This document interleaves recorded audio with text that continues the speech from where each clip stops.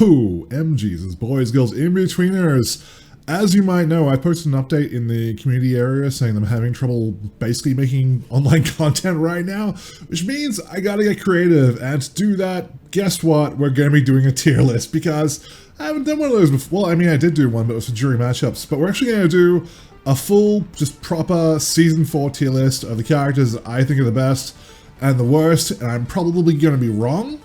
I'm probably gonna have people calling me out in the comments, and that's okay. I'm okay, you're okay. So let's fucking do this. This terrible idea that I have. Alright.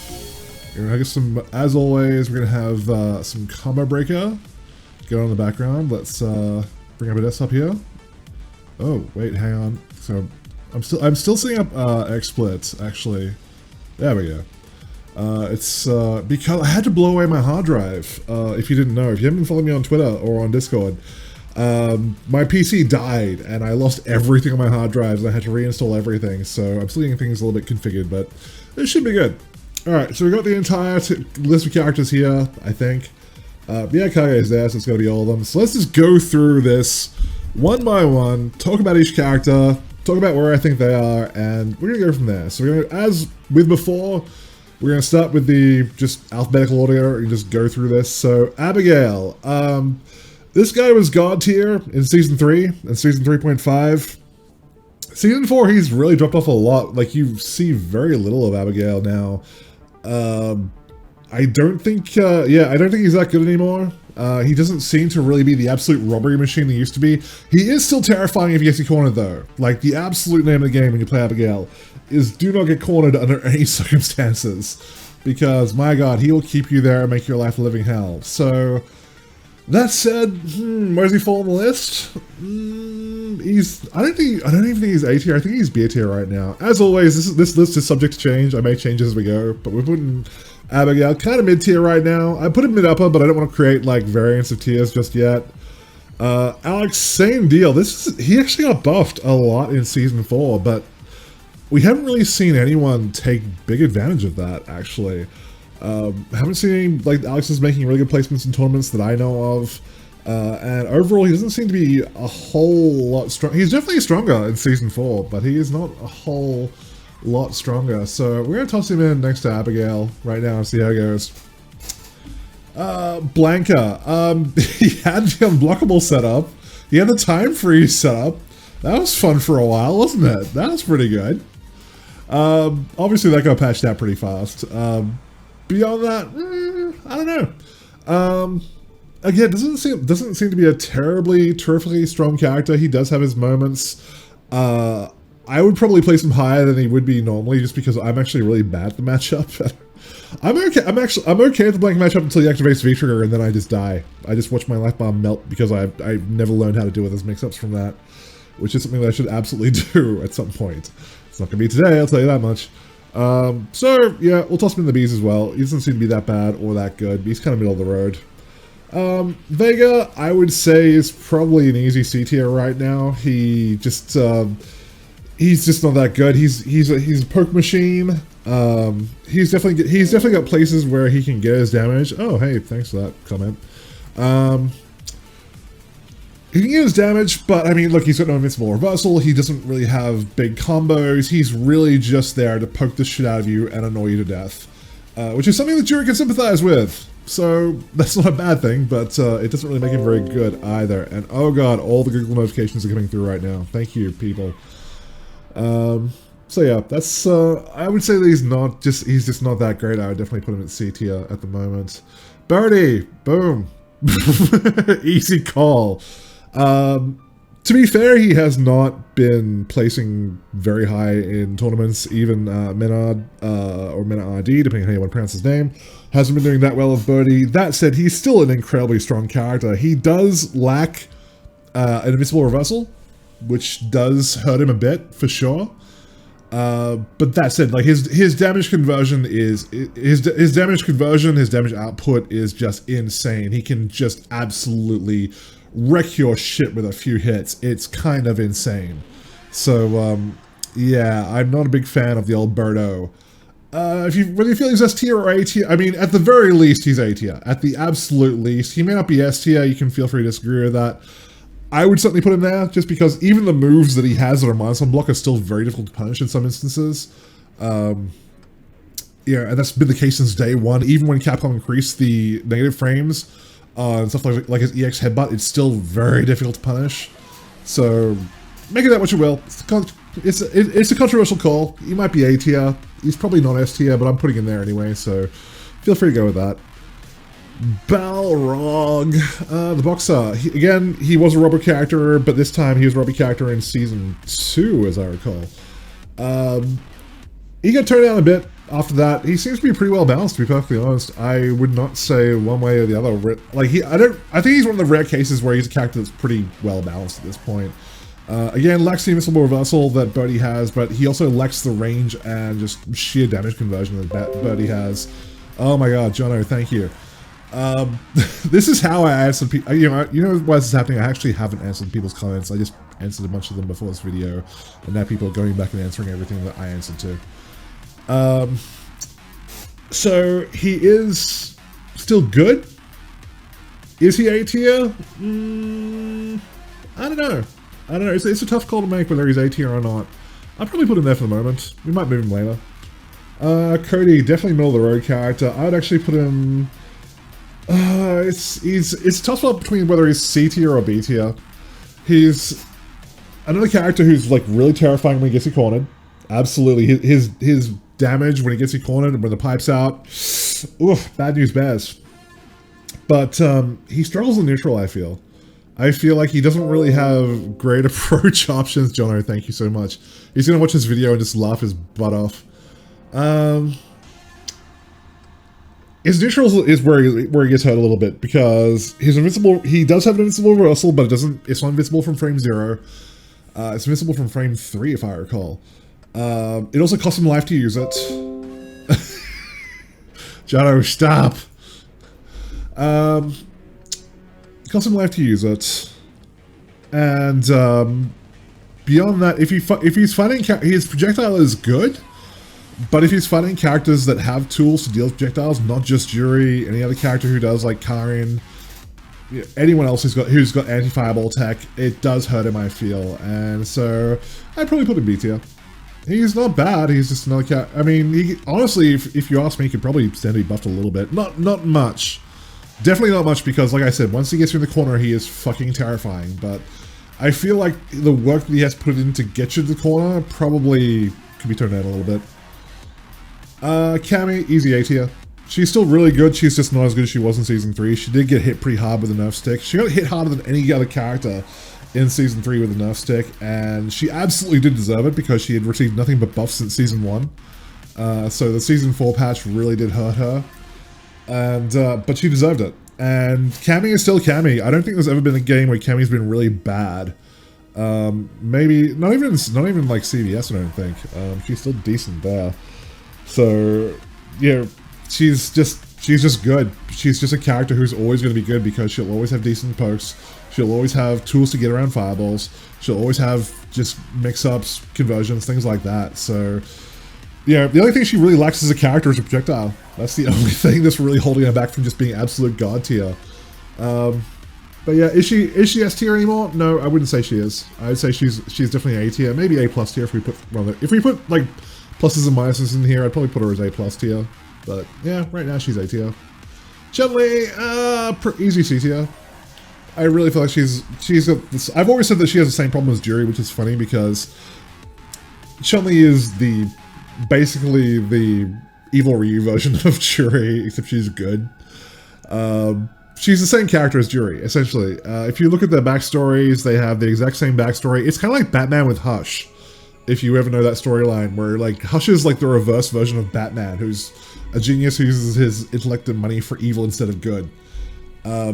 Chun's parents were killed by Shadowloo as well. They both pursued a course of vengeance. It's just that she went on the side of the angels, whereas Jury was on the side of the devils. So it's kind of ironic that they do function very similarly as characters. They both are poke-based characters. They're both spacing characters. They both have a shitty projectile. They both have shitty combos that don't do much damage, etc., etc., etc. So yeah, she's easy C tier. She has to do a lot of work to get her damage. It's not that she's lacking in tools. She has a ton of tools. It's just none of them really do any damage. So until they actually up the I mean, she had her moment in the spotlight. In season 1, she was insane as a character went because she could do air legs and still be plus on block when she landed, so that was nuts, and she did deserve a nerf from that. But that kind of, like, when they took away those tools and a couple of others, that really hurt her a lot, and she's never really recovered from that since. Sim. I would put him at B tier. I put him middle of the road personally, just because I feel like he's a very character specialist kind of character. If you play Sim, you know how to play Sim, you know the strengths of him, you know the disadvantages that he has, and you're just prepared to live with that, and that's kind of it. You just live with the way this character works, and you either like him or you don't. So there's not really much else to say there. He's a decent character for what he does. He's a really weird version of Sim, since this is the first version of Sim we've ever seen that actually is meant to be played aggressively. But that said, he can still be played defensively where he needs to be. So he's got that going for him, where he has that choice of being rushed down and mix up, or being a character who still wants to play lame. He just can't play lame as well as he used to, and when they get in, he has more trouble getting out, essentially. So yeah, like I said, if you're prepared to live with that, if you want to play the Sim life, then that's basically, I don't need to tell you anything else. Kind of. Did any of that make sense? Alright, Ed. I would put him, honestly, I'd put him pretty low. I'd put him on, honestly, D tier. He's not a good character right now. He's never been a good character, and keeping in mind that even when I say D tier, we've reached season 4 where the disparity between characters is less noticeable than it's ever been. And what do I mean by that? Well, I mean, like, in season 1 to season 2 to season 3, you had those very huge gaps in terms of how good characters were. And in spite of what a shitty job Capcom continue to do in balancing this game, they do, just by virtue of the fact that they are trying to balance it at all, do diminish the size of those gaps between characters. So even being D tier doesn't mean a character is necessarily bad, it just means they're not as good as all these, which is kind of the argument that I made for Jury all along. I've said ever since season 2 that Jury has never been a bad character, she's just never been as good as anyone else. And that's kind of where D tier is that, like, Ed's not a bad character. There's no character in this game which is unplayable, right? There's no character you have zero chance of winning with. There's no Dan in this game. But that said, Ed is just a character who is just not as good as any other character. Both of his V-triggers are very easy to deal with when you know how to. His damage output is good, it's not great. His mix-ups are very easy to avoid for the most part, especially his V-trigger 1 mix-ups. They just, once you've seen him, you get caught by him once, and after that you know exactly what to look for. There's no way he can really mix them up that I've seen. So, that said, I would say he's pretty low tier at this point, just because he's just too predictable. He just doesn't have a way to really make his approach work. The only thing that's really frustrating about dealing with Ed is dealing with the random cycle uppers, because Ed players will throw those out because they want you to be afraid of them, and to a certain extent that can definitely work. Up to a point that can work, just because they have so much invincibility. Like, they have, like, I'd have to check, but I think there's like 20 frames of startup or something like that, and he's invincible for that entire period of time. So, like, it's not like any other invincible reversals which come out very fast. That one comes out very slow, and you have to be ready for it. So that's really kind of the only thing he has going for him. But of course, if you block it, then he's open to a big punish. So yeah, it's a live by the sword, die by the sword kind of thing. So yeah, that's Ed. Sorry, Ed. Fing Fang Fum. I would say that he's also down here. He's just, again, not a bad character. You can certainly play Fang quite well these days. I've run into my share that are pretty good, and you have trouble dealing with him. He's a crazy pressure character. Like, he looked like a kind of character who played lane when he first came out, but people figured out that he's much better played offensively than defensively, and that works for the most part. He's got better mix-ups than Ed does, that's for sure. I'm not sure what real benefits he got out of Season 4. His weird flight move doesn't seem to help him that much. Especially if you're ready for it, obviously. So yeah, he's gotten better, but he's still just not as good as everyone else here. That's really the problem. That's going to be the ongoing problem of anyone in D tier. Not a bad character, just not as good as these guys. moving on, let's say Falk. Falk I would throw into C tier. She got better in Season 4 for sure. She had, you know, terrible frame data in Season 3. She was in the rare situation where she could do her mid-air dropkick, kind of dive kick move, and even if it hit, she'd still be minus. It was that bad. They did fix that, so she is better, for sure, but she just... Zoning doesn't really work in this game. And that's a good thing because zoning is very boring to watch, and I think that's one of the big problems that NetherRealm games have, is that zoning is just boring to watch, and they still allow characters to zone way more than they should in that game. So, that said, I'm gonna stop and just adjust this region here for a second. It's bugging me that I think it's like slightly out of order. Can I fix that? Come on. There we go. That was bugging me the whole time. That said, yeah, she's better, absolutely. I think Falk's biggest problem is still damage output, though. She still has to work quite hard to get her damage. She's, again, it's that same problem that both Chun and Juri have. Any character that is built around spacing, Chun, Juri, Cody, Ryu, anyone who's built around playing neutral, like, anyone will tell you, Street Fighter 5, you don't play neutral. You just don't. Because... it's just not, it just doesn't work. Trying to outpoke people in this game is a very, let's say, medium risk, low reward proposition. In that it's not really that risky to try and outpoke someone, but unless you do it perfectly, they get in once, get one combo on you, get one crush counter on you in the neutral because you stuck out a button too early or too late, and they will erase the life difference that you've been working so hard to build up. And that's the joke of Street Fighter 5. You just don't play neutral. There are characters in this game who just fucking bypass neutral. And we're about to run into one of them. His name's G. I would put him up on A tier, personally. He's a character that definitely got better in Season 4. Well, actually, no, he didn't really get better in Season 4 because they didn't really change him. People just figured out that he was really good. And that's something that I pretty much knew from like the first month. That he's really, really good because he's a character who is built around a very simple philosophy. He is built around the philosophy of having insane damage, having really good buttons. He has mix-ups. He has a command grab. He has a ridiculously big projectile in some instances, depending on whether it's in V-trigger or not. He has all these tools, and they are offset by the fact that he has no reversal options. So you're either going in on G or G is going in on you. That's basically how it works. And you do not play neutral against G because you'll fucking lose. That's basically the answer, which is why he's a terrible matchup for Juri. And people who told me in the last video that he is not Juri's second worst matchup are wrong. And that's all there is to it. So you don't play neutral in Street Fighter 5. You don't play neutral against G. You are either killing G or G is killing you. And that is why he is A tier. Moving on. Akuma, still S tier. Still God tier, still amazing. Why Capcom felt that this character needed a crouching heavy fierce punch, which is both plus on block and causes crush counter, I have no clue. But they refuse to nerf that about him. And so as a result, we get to deal with the character who gets to stick out fierces in neutral, again, don't play neutral, all fucking day, and it's essentially for no risk. Because if you block it, it's still his turn, and if you're not blocking it, then you have to risk being crush countered.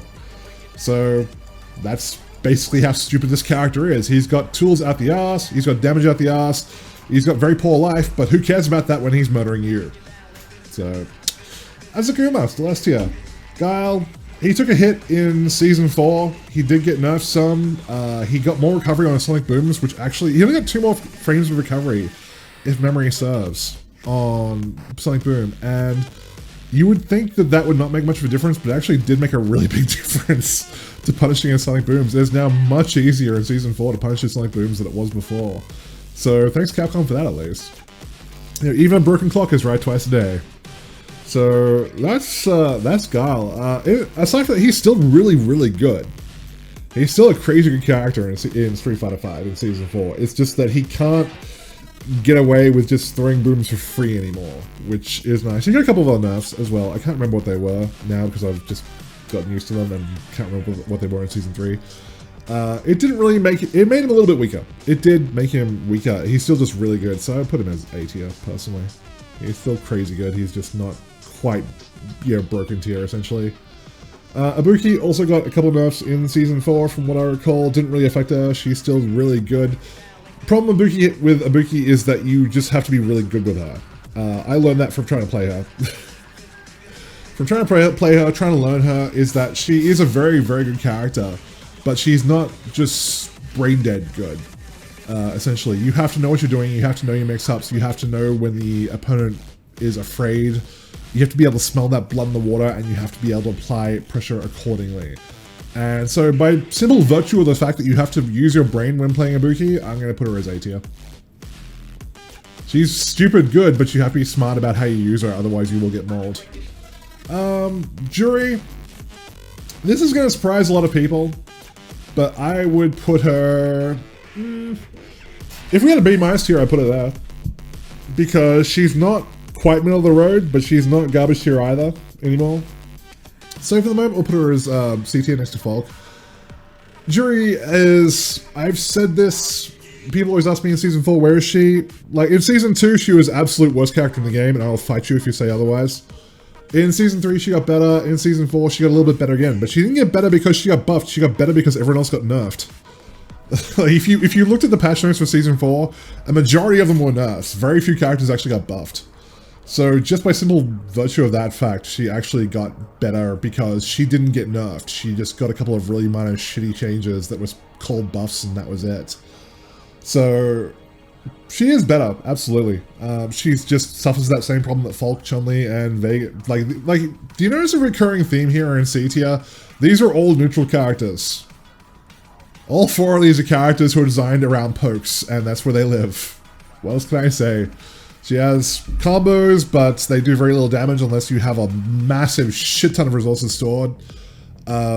I'm thinking about doing a video just exclusively to dismiss the theory that Jury is secret god tier, because she's clearly not, and anyone who says otherwise is only demonstrating that they don't know the character very well. They're just going off surface level information, like, oh, Jury can get almost 400 damage in the corner. Yes, she can, but it has to be a very, very specific situation, which never comes up.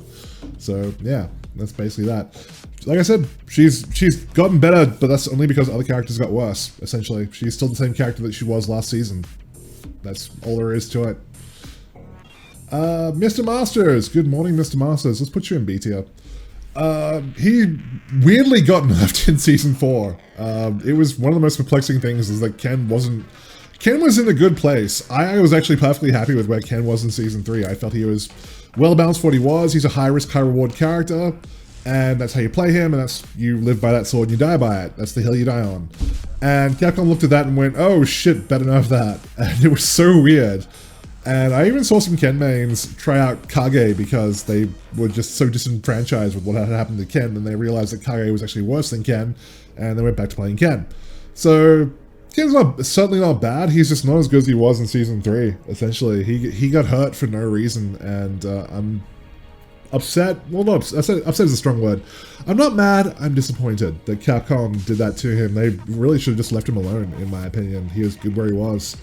That said, he can still get decent pressure. It's just he's much more vulnerable now in certain situations, and some of his moves, like his V-Trigger 2, are just god-awful. Like, I complain about Jury's V-Trigger 2. It is really bad, but Ken's would be right up there with it. Shinryuken is a fuck-awful move. So, yeah, there's that. Essentially, he's a crazy fun character to use if you like playing that very high-risk, high-reward playstyle, but, yeah, aside from that, he got hurt for no reason. He shouldn't be in B tier, he should be in B+ at least, but there you go. Okay, garbage. He's free, he's super free, he's an awful character, and I'm fucking disappointed, honestly. I was actually excited for Kage, as many people were when he came out. I was actually excited to try and learn him. Even though he has those weird horns and tusks, I much prefer Evil Ryu's design in Street Fighter 4 as opposed to Street Fighter 5. He looked much better. I don't know why they gave him this Oni level shit. It just looks bad. It doesn't look good. How could anyone have looked at this character's face and went, yeah, that was pretty cool. That's cool. Let's push that out. His face looks dumb. He's a bad character. Don't play him. That's all there is to it. If you want to play a Shoto, if you want to play an aggressive Shoto, play Ken. There's no reason to play Kage, ever. That's it. Colin. Easy A tier. Easy A tier. I'd be tempted to put her in S tier, but she does have weaknesses to her, and she does have to work harder than the next character that's going to go in there.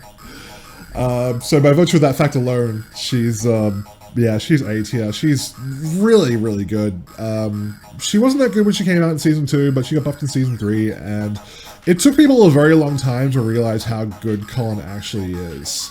Which again, kind of goes back to that secret god tier theory for jury, but that people like to peddle around.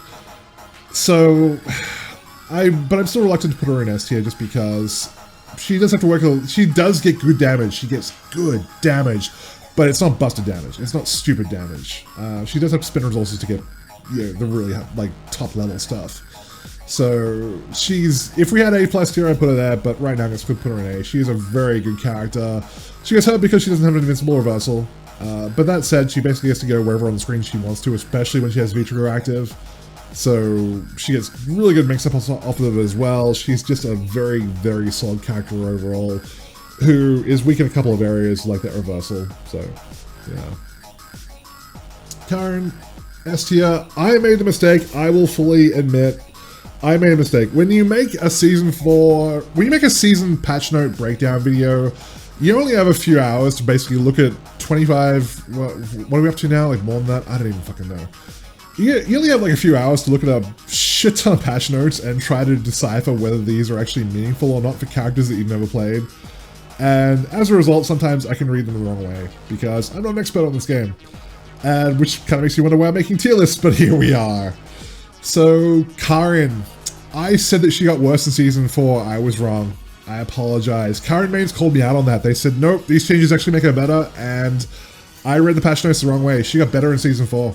And Punk has been proving that day in, day out in tournaments, just making this character look godlike. And she's really hard to fault. She has very good pokes, she has very good conversions, she can buffer a lot of her normals in neutral into just like really good setups. Great damage output, she has a lot of ways to make things safe. Again, she's basically there with Cammy. She's a better version of Cammy, essentially. She's Cammy, but with better damage. That's essentially all she is. She's just really freaking good. So that's Karin in a nutshell in Season 4. Laura! The strange odyssey of a character who was really bad, then became really good, then became really okay. I would put her in B tier. She might be A tier worthy, that's debatable. To be fair, I don't know Laura well enough to really say that one way or the other. I don't get to fight her that often. And Laura Mains would probably disagree with this. They might even say that she's lower. I put her solid middle of the road. She still has really good damage. She still has really good mix-ups, but I guess it just depends on how good a player you are and how well you recognize what she's trying to do. But she's definitely B tier to me. She's B tier to me, man. That's where she sits. I can't think of anything else to say. She's the same as she's always been. She's just not quite as good as she was in previous seasons. But not. This is a character that fell off a lot of people's radars after Season 3 because she came out in Season, was it 2? I want to say 2. It was 2 or 3 for sure, but I still want to say 2. Regardless, she got buffed out of her fucking eyeballs and became an incredibly good character, and then Capcom, thank God, realized the mistake and toned her down a bit. She's still really good. I put her as A tier. She's still really good. She's just has to work harder now, which is why a lot of people dropped her because she was just so good before, but now they can't play her quite as brain dead, so yeah, here we are. But I put her as A tier. She might be B tier. She definitely would not be lower than B tier in my book. Nakali has always been an incredibly boring character. I mean, my god, he has just been stupid boring as a character. And that is reflected by the fact that he is just, I mean, can we put him B tier? I think I'll put him middle of the road. He's mid tier for sure. He does what he does. He's okay at it. He's not bad at it. He's not good at it. His V-Trigger 1 still makes him very annoying to deal with once he pops that, but of course there is a drawback of that he can't V-reverse once you do, so there is that. He's just, I mean, it's Nakali. What else can you say? It's fucking Nakali. He does Nakali things, and he has never really changed on that front. Nash, the character that Nash players always bitch about, saying that they cut off his legs and never gave them back, and I applaud Capcom for that, because fuck, he's annoying to deal with. That said, I would say that he's actually not that good. Again, this is debatable. You can call him B tier or you can call him C tier. I put him in C tier just because he does have to. He's a space control character for the most part. He just lives in neutral. He can try to get some cheap approaches going with his V trigger or with his Sonic sides, but for the most part, he lives in neutral. He dashes back and forth a lot. He protect, he attack, he dash forward and back. That's what Nash do, and he's always been really good at that. Not as good as he was in season 1, but he's always been good at it, and that's really all there is to it. He's never really changed very much fundamentally from what he is, which is a neutral character, and he's a better version of Ryu, essentially. That's really, you can't say much else. He's Nash. Alright, Mika, robbery at its highest order, A tier, easy. She is a filthy fucking character to deal with, and I hate her, and I wish she would die. She's not broken, she's not stupid like those other characters are, but she is so annoying in the sense that, like, I've always maintained that with Mika, you're only 3 knockdowns from death. It doesn't matter how low in health she is, if she gets 3 knockdowns, you're dead. And that's basically how she plays. It's just, she knocks you down, she gets mixed up, she knocks you down, she gets mixed up, you're dead. And the only thing that keeps her from being S tier is that if you can not get knocked down, you can make life very frustrating for her. Because she needs that knockdown to be able to get her setups happening, to get her mix-ups happening, etc, etc. If you can fight her in the neutral, or you can take the fight to her, it doesn't matter. As long as she is not running that steam train over you and is not getting those knockdowns, if you are staying on your feet and you are mobile and you are basically just not playing her game, she has a good deal of trouble getting in. She has a good deal of trouble applying pressure if you don't let her, and that is what keeps her from being S tier, because she lives for that mix-up, she lives for that Oki game, and when she can't get it, her damage output is much more neutered. So that's why she's A tier. Rashid, no. A tier again. It's a controversial call. A lot of people would probably put him up at S tier. Again, this is another one that I got wrong. I thought that they nerfed him. Apparently they didn't. Apparently he got better in season 4. So I got it wrong again. That's how we do. He does Rashid things. He flies all over the screen. He doesn't give a shit about neutral. He ignores neutral. And you just deal with that, and that's basically how the character gets played, essentially. So, you know, you've seen what he can do. He's been doing them since season 1. It's just been a question of how good his efficacy is at doing those things. So there's not much else to say. I honestly, I don't want to put my foot in my mouth again by making specific calls. I think he's still very good. I don't know that he's broken tier though. I would definitely put him as A tier rather right now. So feel free to discuss that one in the comments below. Ryu, he did get better in season 4, but he did not get better enough. If that is good English, I'm not sure. I'm putting him in C tier. I still list him as Jury's best matchup, but that doesn't mean he's bad. He's not as bad as he was last season for sure. He did get better. No question about that. But again, he is a character. C tier is just all the characters that play neutral in Street Fighter 5, because you don't play neutral in Street Fighter 5. If you're playing neutral Street Fighter 5, you're doing it wrong.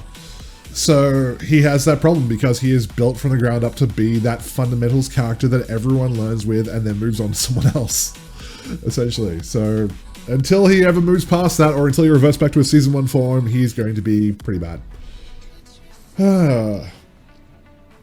We're getting down to the business end of things now. Sagat. I would say he's middle of the road. He does spacing and zoning better than Ryu does for sure. Just because he has that better range on his moves. He has the option of high or low target shots. He's got probably some better damage conversion options than Ryu does. And he can just he can play. He is a neutral control character, absolutely, so really he should live in the space, but by virtue of the fact that he's better than Ryu, Ryu's better than Ryu does, I'm going to put him in B tier. He did get better.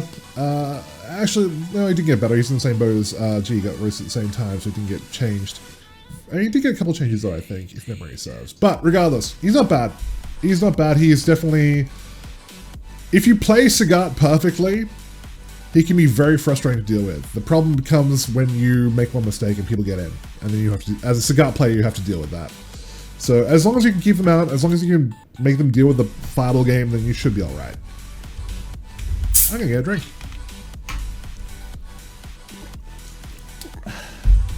Alright. Sakura.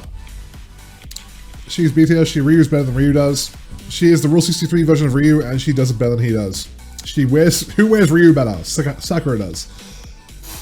That's all you can really say about this character. She is just really, she's like she's a better version of Ryu, but whereas Sagat is a better version of Ryu if you're playing Ryu defensively, Sakura is a better version of Ryu if you're playing Ryu offensively, because she has moves that are actually plus on block, which is something that Ryu doesn't have.